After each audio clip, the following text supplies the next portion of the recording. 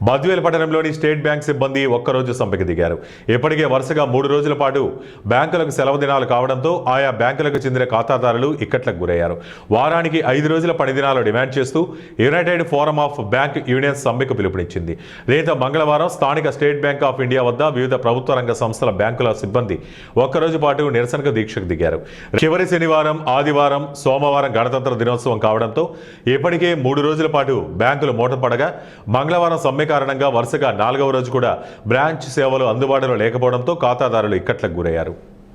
ఈ రోజు అనగా 27వ తారీఖు బద్వేల్లో ఉండే నేషనలైజ్డ్ బ్యాంక్స్ మొత్తం సిబ్బందితో సహా ఇక్కడికి వచ్చి మేమందరం సమ్మెలో పాల్గొంటున్నాము. కారణం వచ్చేసి మేము మా యొక్క పని దినాలను తగ్గించాలని మేము డిమాండ్ చేస్తున్నాము. ఫ్రైడే వర్కింగ్ కోసము గత 10 సంవత్సరాలుగా లోని ఏడు యూనియన్ నాయకులందరూ కలిసి కలిపి ఈరోజు ఇచ్చినటువంటి సమ్మెలో మేమందరము పాల్పంచుకుంటున్నాము. దీన్ని జయప్రదం చేయబోతున్నాము. ముఖ్యంగా మా డిమాండ్ వచ్చేసి బ్యాంకులో 6 పని దినాలు ఉండడం వల్ల మేము చాలా ప్రెజర్ ఫీల్ అవుతున్నాము. ఈ యొక్క ప్రెజర్ని తగ్గించడం కోసము 5 రోజుల పని దినాలను మేము డిమాండ్ చేస్తున్నాము. ఇక్కడ ఉన్న బద్వేల్లో ఉన్నటువంటి వివిధ బ్యాంకులన్నీ కలిసి